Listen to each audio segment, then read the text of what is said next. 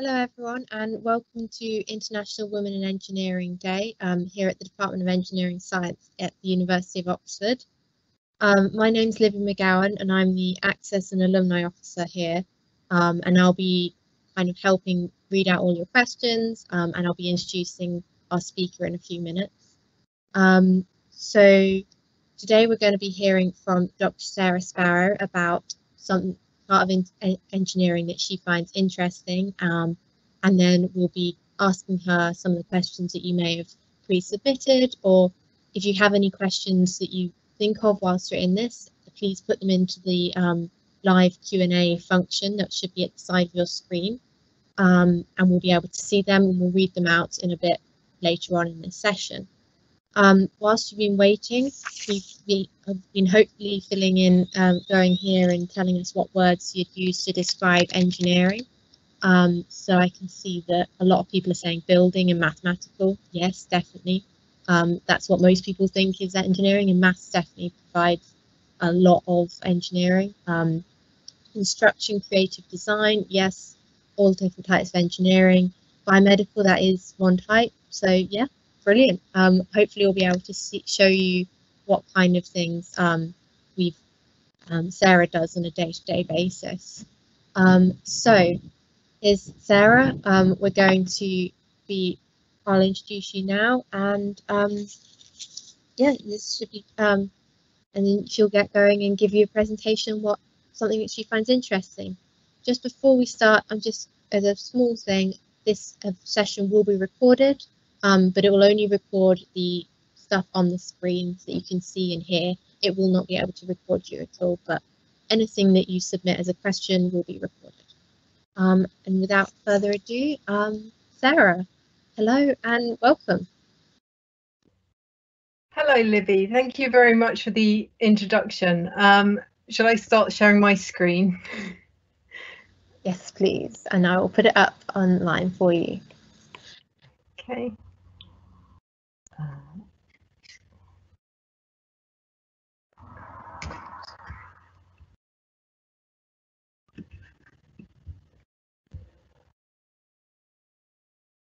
So hopefully, is this working? Yep, this is working, so we can see your screen, and in a minute we should see, yep, and here is your presentation. So take it away. Okay, thank you. Thank you for inviting me to talk today. So I'm going to tell you a little bit about what it is that I do within engineering, and this really fits a bit more, I suppose, in information engineering and how to bring all the different sort of elements that we might know in science together to produce some useful information that we can use maybe in classical engineering or in other ways. So as Libby said, I'm Dr. Sarah Sparrow. I am the program coordinator for a citizen science project called climateprediction.net, and I will tell you a little bit more about this as we go through. So what I'm going to talk about today is extreme weather and climate change and what challenges that presents for future engineers.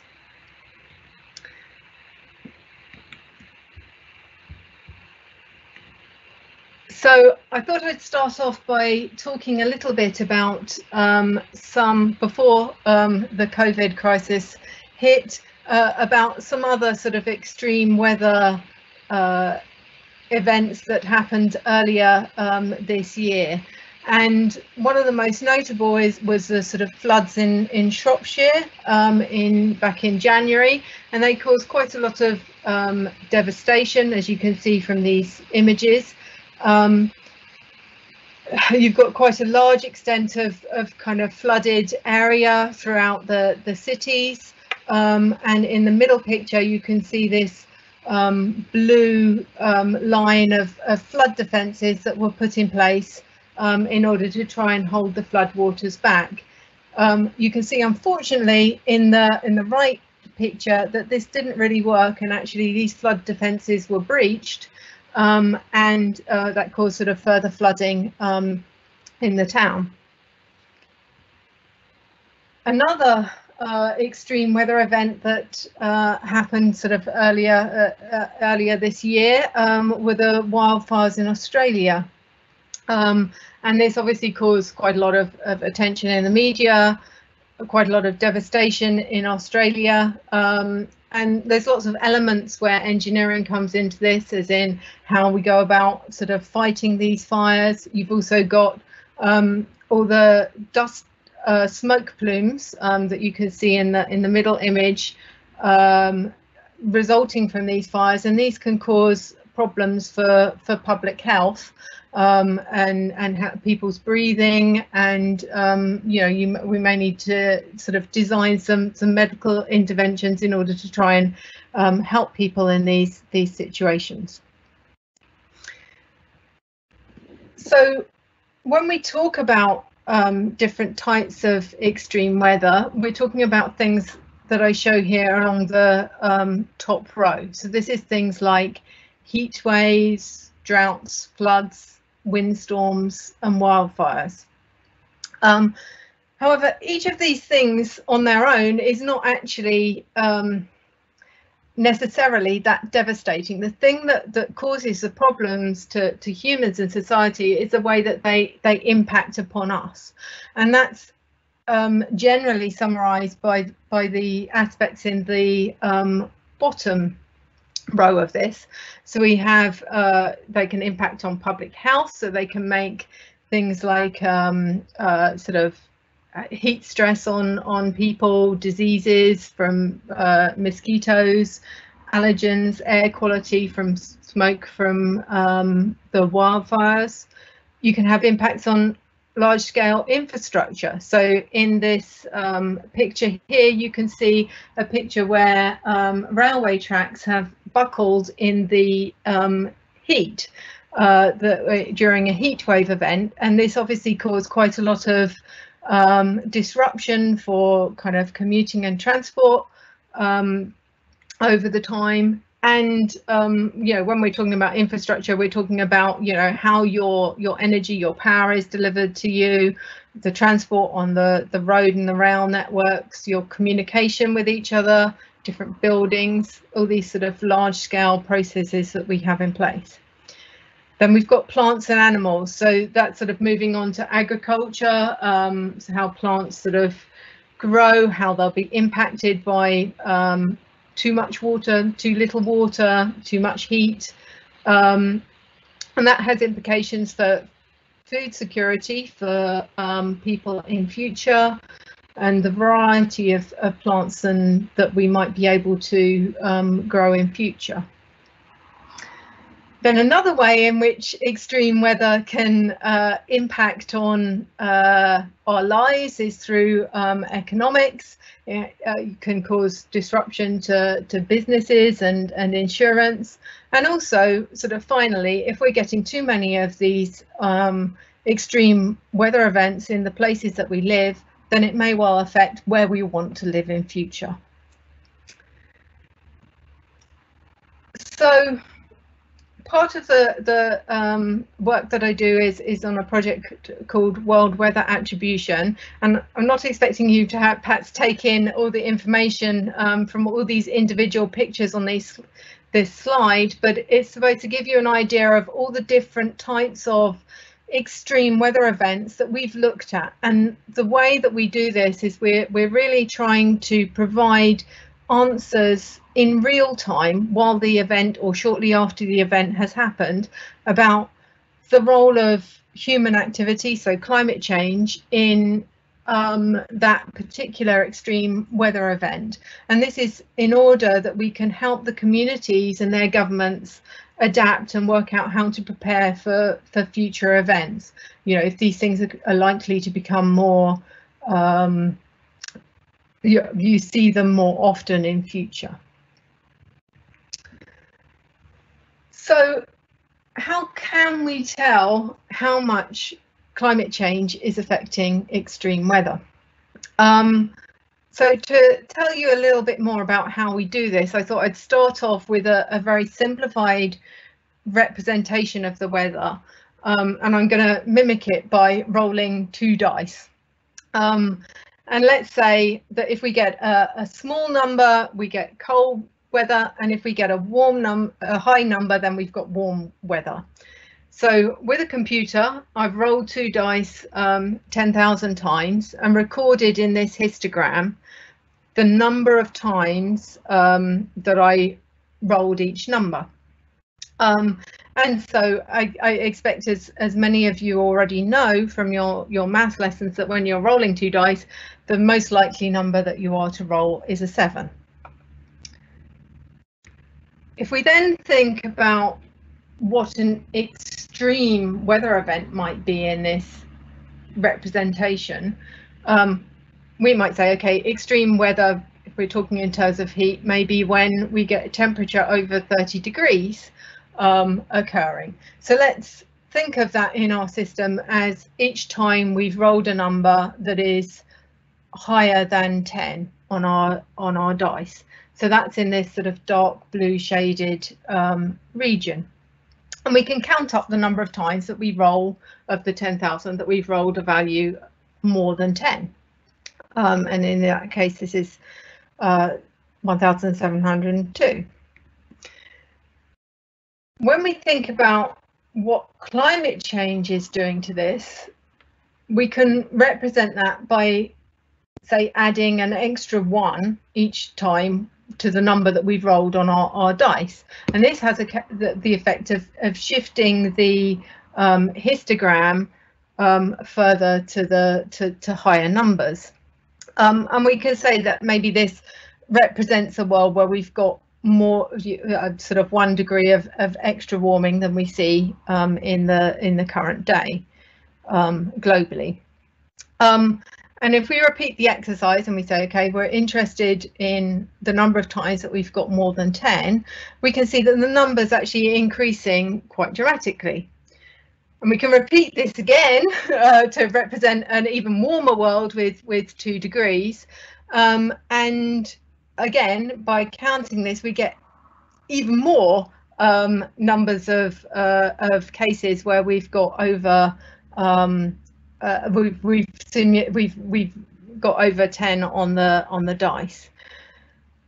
And what we can do here is construct a probability ratio by dividing each of these numbers by each other, and that tells us how many more times more likely you are to roll a number higher than, in this case, 10, our threshold value. So in this instance, case 2, so where we've got a 1 degree warmer world, is 1.6 times more likely to roll over a 10 than the current conditions. And within a 2 degree warmer world, this is 2.4 times more likely. And I think the point that I want to make here is that this number isn't just going up linearly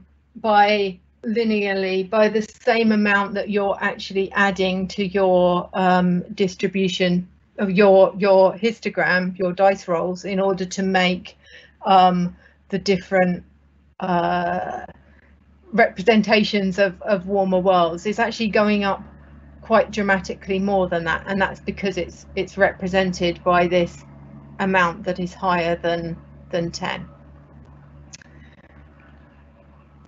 So in very simple terms, we do exactly the same thing as that when we're trying to look at how much climate change is affecting extreme weather, except for rather than using dice and rolling dice, wouldn't perhaps be the best model of the weather and climate, we use computer models and simulations of all the physical processes that are going on in the atmosphere to represent what we think is going to happen. And we run 2 sets of simulations, one where we've got climate change included, and one where we've removed all the effects of climate change from the simulation. And then we compare how many times we see these extreme weather events. And this is all good, quite straightforward, but the thing that we do need is we need lots and lots of simulations. And that's because we're looking at these cases where we might only have much smaller numbers that you see in your histogram for these very extreme cases. So how do we go about getting these large numbers of simulations? Well, one thing that we can do is use supercomputers to run all the simulation for us. And yes, indeed, we can, and we do this. But these are actually very expensive things to run, and we need lots and lots of simulations. So it's perhaps not the best use of this computing resource. So what we do in our project is we ask members of the public to volunteer downtime on their computer to run the climate simulations for us. And that's in this citizen science project called climateprediction.net.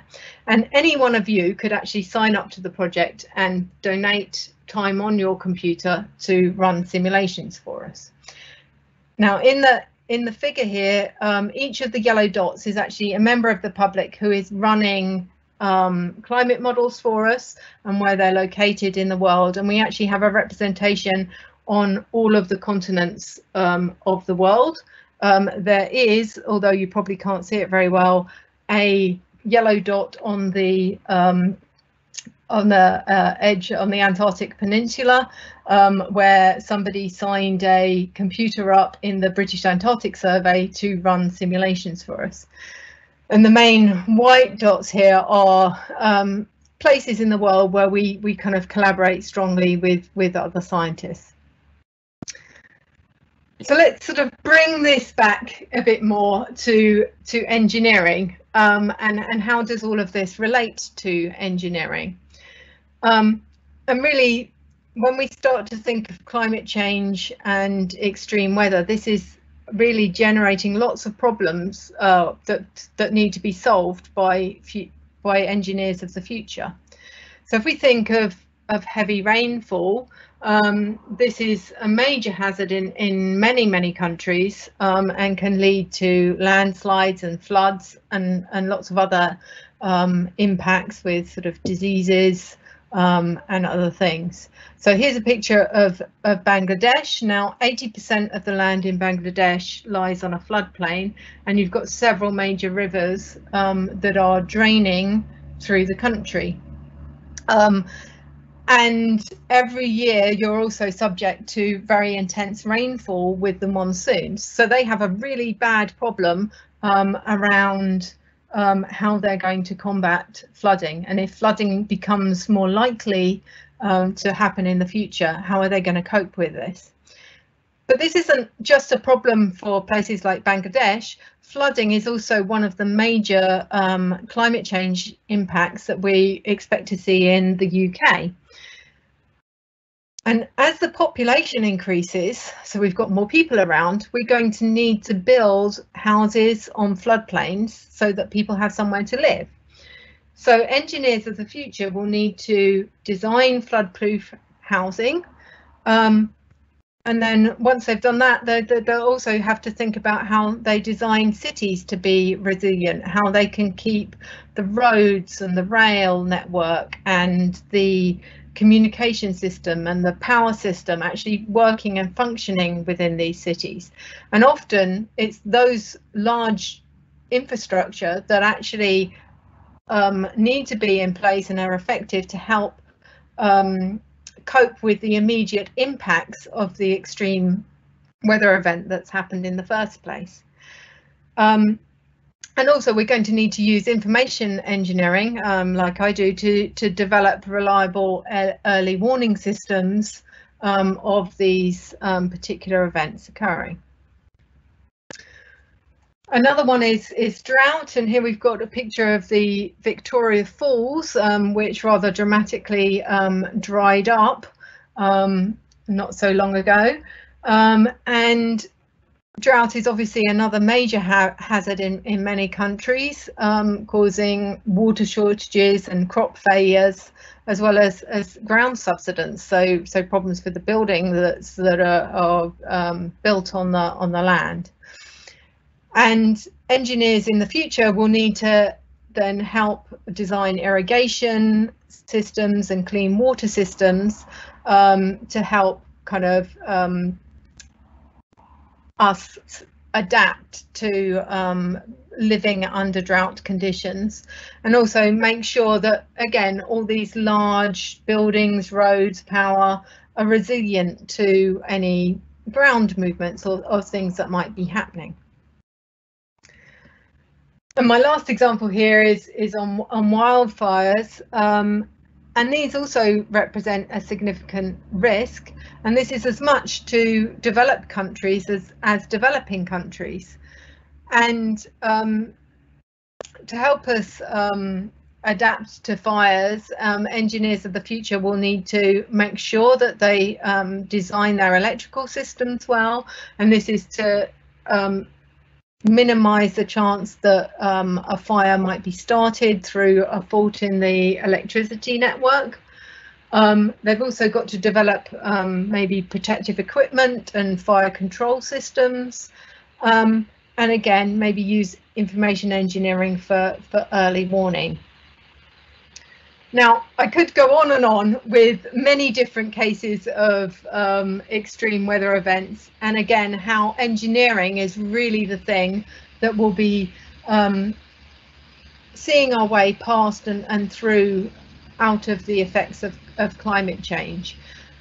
So we really need engineering to develop solutions and preventative technology to help society adapt to extreme weather, and we also need to create information systems to help us warn of impending hazards that might happen, and work out what exactly is the threshold. You know, how much water are we likely to see in a flood?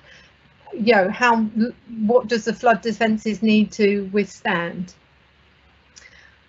My final comment will be sort of on as we think about how to adapt or reduce the effects of climate change, we also need engineers to help develop a cleaner energy system and a way that's capable of meeting our energy demands and using smart technology in a intelligent and environmentally responsible way, so we can help reduce the effects of greenhouse gas emissions from burning fossil fuels. Thank you. Awesome. Thank you very much, Sarah, for your presentation. That was brilliant. So we're going to go over to doing some Q&As at the moment. And see what we've got. So if anyone has any questions for Sarah, please could you put them into the chat the Q&A function on next to your screen. But we do have some pre-submitted questions, which I will start with whilst people are coming up with other questions. So one of which was from Richard, which is very similar to what you were talking about with how you're thinking about how you've got to think about how to build houses and things that are flood proof and everything.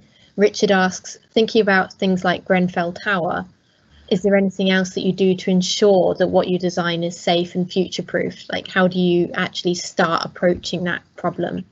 Well, I think in the first instance, we'd like to sort of establish, as I said, what these different thresholds are. So what are the degree of flooding? What is the amount of high winds or something that assist that your structures that you're building will have to withstand? And then obviously for something that's maybe a bit more like Grenfell Tower, then we're really down to sort of building standards and how those sort of processes and systems will work, and what they've got to comply with in order to actually mitigate against those effects. So I'd like to sort of think that we're somewhere at the starting point of trying to provide the information as to what these thresholds are that you are going to have to withstand in future. That sounds really interesting. So those thresholds can change all the times then, I'm guessing, and Well, the thing is that we're thinking that they'll probably change under climate change. So, you know, one thing that we can say is that the number of times that we would see, say, a flood under current conditions, we know that this is likely to become maybe more frequent. We're more likely to see this more frequently in future, and also the scale of the flood is likely to be larger as well. So we need to know what that is before we can actually even start trying to design something. That sounds, yeah, that's really cool. We have had a question through on the live Q&A, which has also come through several times from a lot of people, asking about what it's like being a woman in engineering and why you think most girls don't go into engineering. Yes, this one. I always find this an interesting question because you know, you start off and you say, well, I was a woman who decided to go down that route. So perhaps not the best answer. I think part of it is that engineering is a very, very broad subject. It actually touches on almost any aspect of our living and our society as to where we need engineering in order to, you know, pretty much every time you need to do problem solving, you're needing to employ some kind of form of engineering in order to adapt to the future.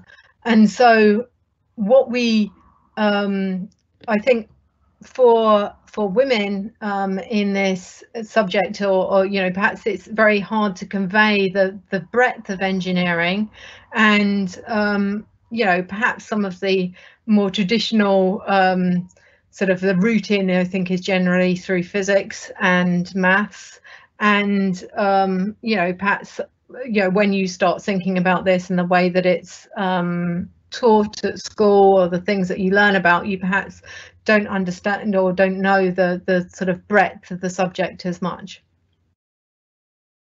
And leading on from those kind of things, once you're actually in as an engineer, have you faced any challenges of being a woman in such a male dominated environment?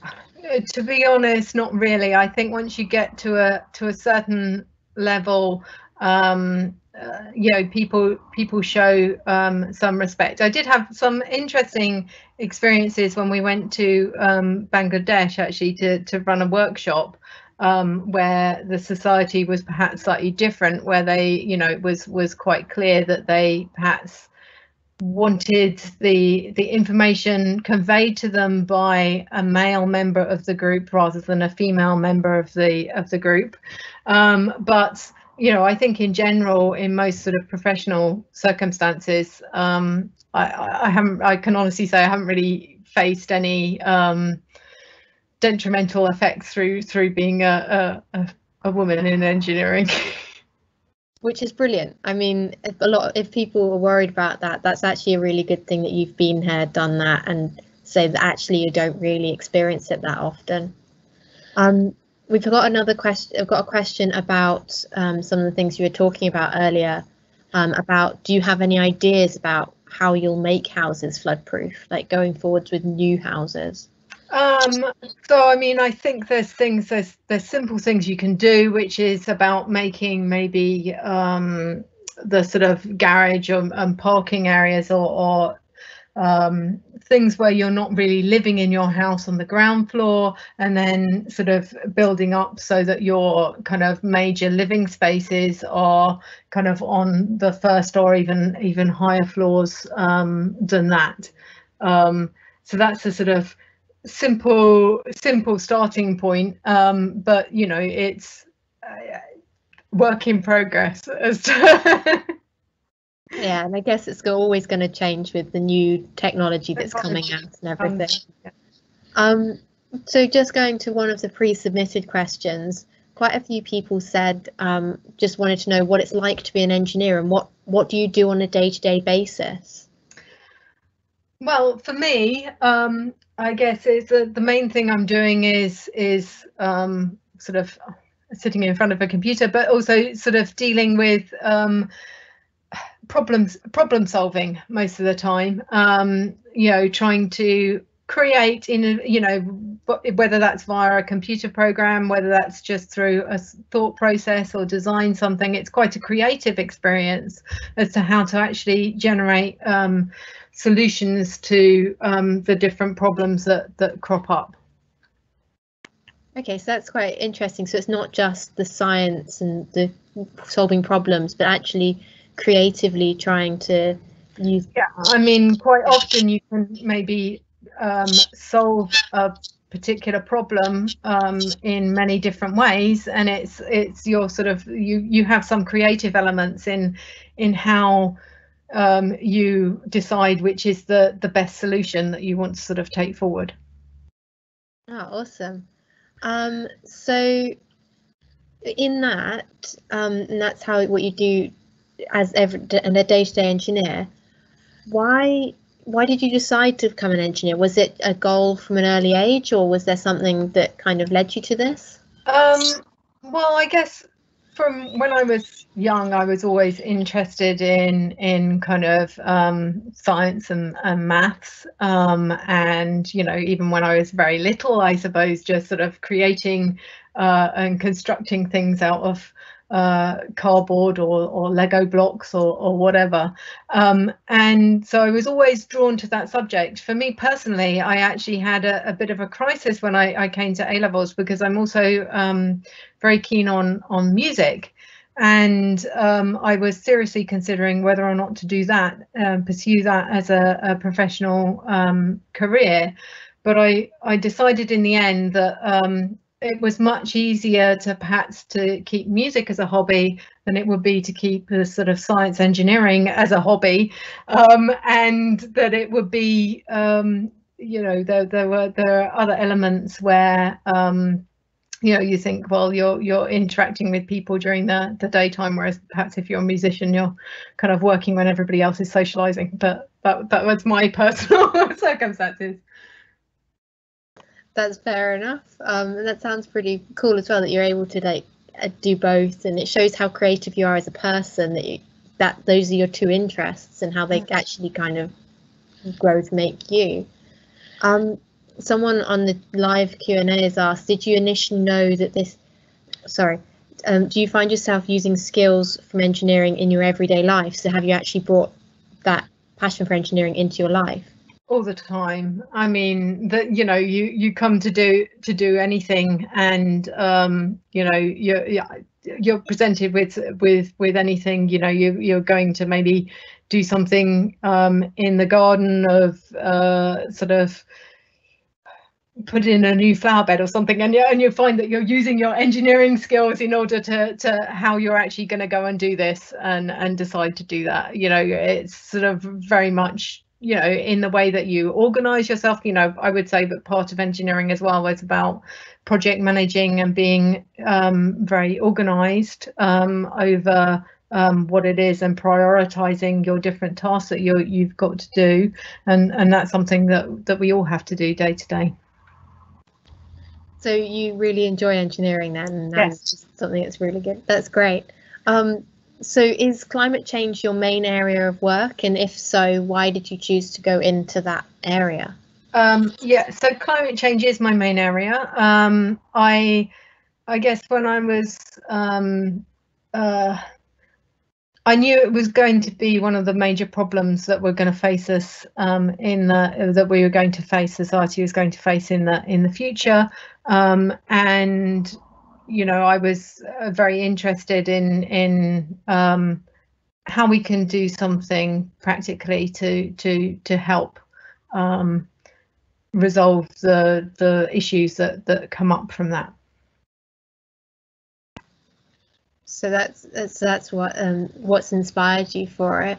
I think so. There's been a few other questions about just did you know that this was the area you went into when you started your degree?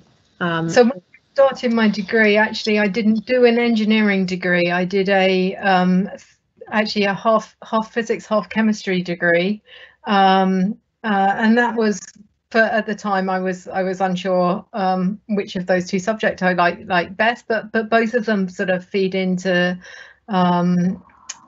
engineering skills. And then I was interested in climate change and how that would do. So I suppose I sort of drifted into engineering that way of permeating across. But I think that's also a good thing of lots of challenges for the future are going to require people who are adaptable and are multidisciplinary kind of problems. So you need people, and one thing that can be said about engineering as a discipline is it makes you quite adaptable. You have to kind of come up with different solutions to things. So I think that that makes them the engineering as a choice quite a good one for being able to work in a multidisciplinary environment. Well, that's quite cool. So it's a lot of different things rather than specifics. Mm-hmm. So talking about how engineering will change into the future, Sina from the live chat has asked, what do you think about the future of engineering? Do you think there'll be new kinds of engineering that will be creative and some that may be declined? Absolutely. I mean, there's always going to be, we can even see it today in our houses, things like smart technology, smart meters, sort of engineering how we use our energy consumption in our houses. There's always going to be new areas that are opened up. It's not a linear thing. I would say there are always going to be, the fundamentals are probably always going to be relevant, whatever the situation. So I wouldn't like to say very much that stuff will decline. Maybe you could say, even if you think the engineering that you use, say, for fossil fuel extraction or that sort of thing, which we would hope that we're going to be reducing our consumption of in future, that would still be relevant technology that you could perhaps use in some other situation, whether that's how we might capture carbon dioxide from the atmosphere and sort of pump it back underground to remove it from the atmosphere. That's quite cool as to how everything will we hope it won't go away, but it will be adapted into the new challenges and everything. Mm-hmm. Someone's asked a very specific question saying, how beneficial would nanotechnology be to advancing in more advanced living spaces? Just thinking about a very specific area. Well, I think, with increasingly, as we're wanting all our devices and stuff within our home living spaces to be interconnected with each other, there's this idea of the Internet of Things, which is where everything is connected and can talk to each other. I expect that lots of nanotechnology in the actual electronics and the engineering of that will be relevant in order to achieve those ideas and goals. Okay, so there's a lot of really interesting things happening in the way we're adapting with new stuff. So there's a few people asking you, so Poppy's asked you, did you try any other areas of engineering before starting out into climate change? So actually, I mean, because I did my kind of, as I said, my studies in physics and chemistry, and then I went and did my doctorate through physics actually, and then I kind of left academia for a bit and I went and worked in IT and business at sort of business management systems, which again is almost like a form of engineering, I would say, because it's this sort of how processes kind of interconnect to each other. And then I came back into academia and doing kind of climate change and more the sort of engineering and impact side of the problems. Okay. So it was kind of like a mixed thing where you didn't just stick in engineering, you tried out other things. Have you found that's helped you now that you've had that experience? Yes, I'm always an advocate for retaining breadth, I think, right, and not sort of trying to specialize too soon, and getting an idea of what it is that you want to do. And there's certainly, you know, lots of different elements that I have worked on in my kind of past career, and as I've sort of gone through, and even almost from the music as well, they've all given me different facets of different things that you know are transferable skills that I sort of use in my day-to-day work. Oh, that's great. So there's been an anonymous question asking a bit about your history and what your biggest struggle was in school. Well, I can remember actually. I had one. I mean, I was fortunately had very good teachers on the whole, and enjoyed school. But I can remember when I did my A-level physics. This is perhaps maybe a challenge for women in the area, and this is probably many more years ago. I hope things have changed now. This is many more years ago than I'd probably like to admit, but I can remember that I was the only woman in a class full of 13 boys doing A-level physics, and I can remember distinctly the teacher coming up to me and sort of almost saying, well, I expect you're going to drop out because, you know, you're not really going to want to be the only girl on your own in the on the course, kind of thing, and sort of implying that I didn't have a love for the subject, and I didn't do the subject because I was interested in it, but you know, for some other reason that it wasn't really real. So that kind of was a bit of a challenge to get around that. But for me and my personality type, it just made me dig in a bit more and say, well, I'm going to prove you wrong. You know, I didn't just do it on some whim. I actually did it because I wanted to do it. That's brilliant and quite inspiring, really. There's been another question that's kind of related to that says, do you think there will ever be a point where women will be dominant towards engineering? So there might be more women in it than men, and would that be a bonus? Well, I would certainly like to hope that we would get to the stage of equality where both women and men are equally represented in engineering, and I don't know whether or not it will happen in future that women overtake men. I think that there are different skills and different things that naturally we have that we bring to the problems. That's quite balanced, really, and yeah, that'd be good if it was all balanced, and that's what we kind of were aiming towards. Just if we promote engineering enough and inspire enough people, that the people who are good at engineering end up being engineers. That's what we're here to do. Yeah. So there's been a few questions about specific things. So one of that we've got is, what is the link between artificial intelligence and engineering, and how are they connected, or how will they be connected in the future? So I think that when you're thinking of information engineering, or in our case as well, where you've got lots and lots of data, and you're trying to tease out the relevant nuggets of relevant information from this mass of data, then really using machine learning and artificial intelligence would be quite good skills for and are quite frequently employed even now in order to help try and tease out the relevant bits of information.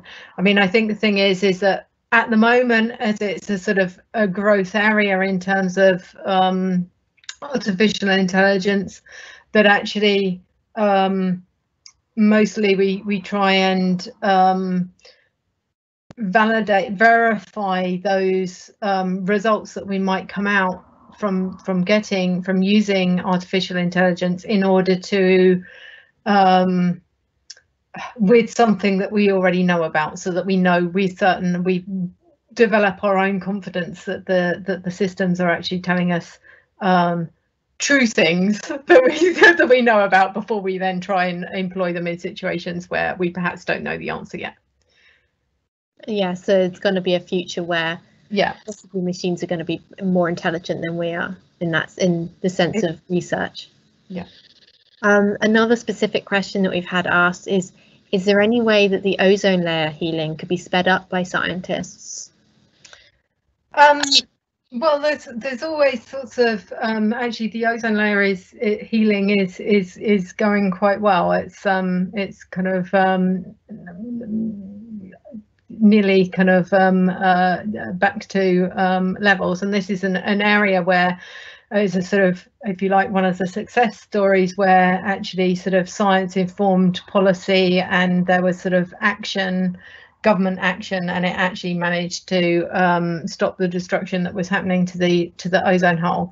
But we can think of ways, and that particularly is often thought about with relevance of climate change, as in, can we use engineering solutions to change, develop solutions that, with big sort of, I don't know, hoses spraying aerosols into the atmosphere and things like that. You see things seriously in talks talking very seriously about doing this in the ways that we can maybe adapt things. I think there's always a degree of nervousness because the atmosphere is very chaotic, and the way it sort of flows, if it, there could be other unintended consequences from perhaps doing major interventions in that way. So we might find that we might solve the particular problem that we're looking at, but then get more different problems arising as a result. That's interesting. You want to think about it from all angles. Yeah. It kind of links in with another question we've had, which is, do you work closely with other engineers, such as civil engineers and such, and how much interdisciplinary working is there? So I would say that this is an area where we're looking to develop a bit more our interactions with people like civil engineers and things. We've started doing some work where we've looked at conservation of historic buildings and how they would be subject to differences in climate change impacts, and how we might engineer relative different solutions for those, and also for people designing kind of offshore wind turbines or sort of flood defences, storm surge defences and things like this. So it's an area of development, I think, I would say. That sounds cool, and how it's going to develop into this thing where people are working together to tackle the same problems. Someone else asked, what would you call your achievements in engineering, and is there another goal? Is there some goals that you want to aim to achieve? Well, I mean, I think I'm quite enjoying what I'm doing at the moment in terms of what I of the area of engineering that I'm doing. I certainly would like to develop things more in the idea of getting very robust output, and also getting greater connectivity for something like early warning systems or these sorts of things. So we've had some ideas of projects where we might be able to develop early warning systems for things like different diseases, that might be around to sort of say, okay, now's a very bad time where you might see that those diseases will be coming, and I really would like to sort of follow those kind of directions a bit more, because I think transferring, you know, the trouble with climate change is you say, well, the world's warming up, and, you know, people kind of like go, well, you know, so what's the problem? And the problem is really in the impacts. And, you know, if you've got a major heat wave or a flood and nobody lives there, then, you know, perhaps that isn't really such a big issue. But, you know, when it starts impacting on us, then that's when there's real problems. So yeah, I mean, I guess there's always wishes of wanting to kind of further and raise your own profile further into the future, but, you know, I think the day that we stop having ambitions or ideas as to what to do is a very sad day. That's brilliant, and actually answers a few other questions here about what are some of the up and coming technologies that you're thinking about and developing to lessen the effects of climate change. So you answered those as well, really. So there's been a question here from Matilda, which links in with some of the pre-submitted questions of what's the hardest thing about your job, and did you ever almost quit engineering? Well, I certainly, as I said, I certainly took a break from science and engineering for a while, and sort of went into doing other things. I think this is partly because, from my experience, the process of doing a doctorate is quite an intense one, and yeah, I just need a little bit of time just to recoup after that and sort of gather myself again. But I don't think I've ever been kind of completely far removed from an engineering focus. Yeah, there was another element to that question that I've forgotten now. Answering the question. Right. It was if you almost quit engineering, and what the hardest part was. So I think you covered it all pretty well. The hardest part, I think, is quite often in my job we've got quite a variety of different projects and different activities going on, and I think that's one of the nice things about it, is that you do have that variety. But I also think that also presents one of the challenges, because you have to sort of juggle your own individual priorities on each of these different exciting topics. So there's always a lot going on. You're never bored. Never bored, no. Someone else has asked, you mentioned that your research includes public support. What impact does this have by having international people participating, and does it change everything?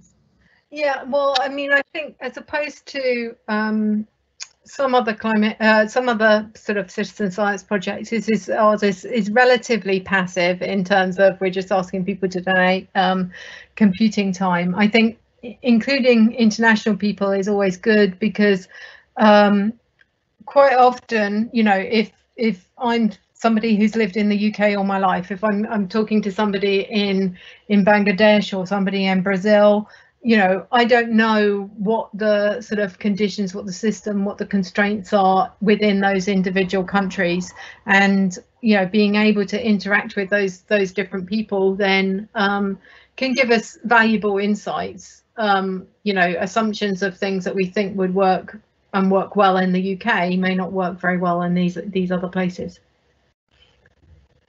That's quite interesting, how you start to think about how people around the world actually interact and how they live and everything. We've had a question saying, are there ways to satisfy your creative side in engineering? And I know we touched on it a bit earlier, but have you got any specific examples of you using your creativity? I'm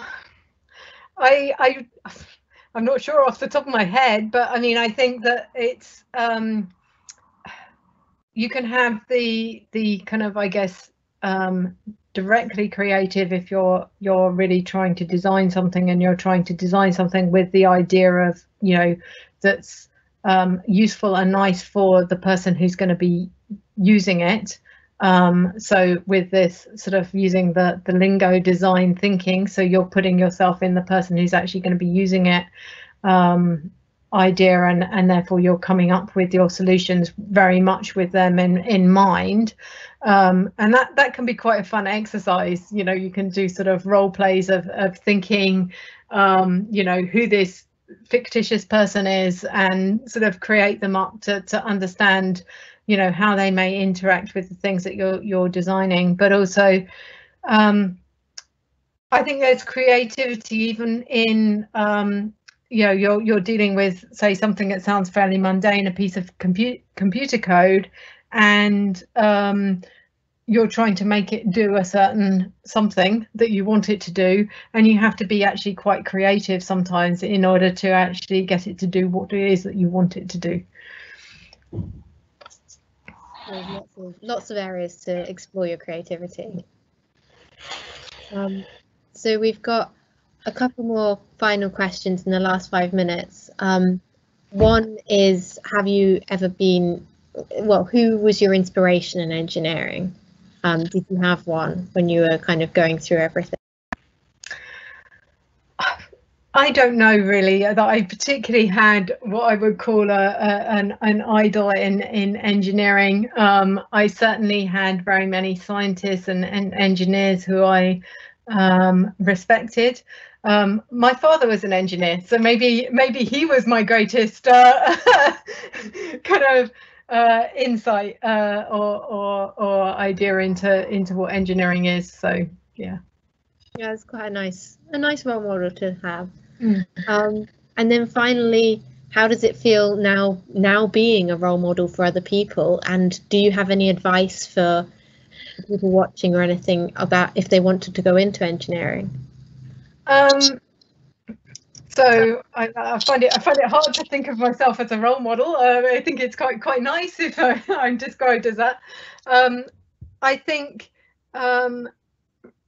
really, you know, you want to try and enthuse new people about the diversity that engineering kind of offers. It's not just I guess large scale machinery or these sorts of things, maybe where you've kind of got the classic idea of what an engineer might be, but there's actually far more different facets to the subject. So I'd encourage people to you know, find out a bit more, have a bit of a go at things, you know, try and design their own things, and just have some fun with the subject. I think there are many different things that you can do, and I certainly would encourage people to try and stay, you know, quite broad, rather than feeling the pressure to narrow down in on something, because I think this is something that we all face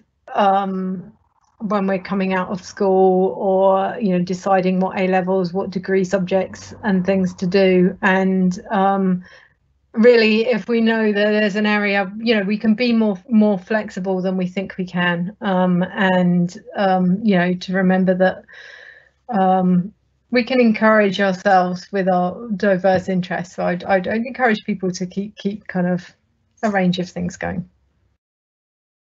That sounds amazing, and you definitely are a role model, so don't ever think not. So that's going to be all. We've just hit the hour mark for now. So I just wanted to say thank you very much to you for taking the time to talk with me today and talk to everyone here about what you do and your experiences, and answer their questions on being an engineer and everything. So thank you very much. No problem, a pleasure. Thank you very much for inviting me. No worries.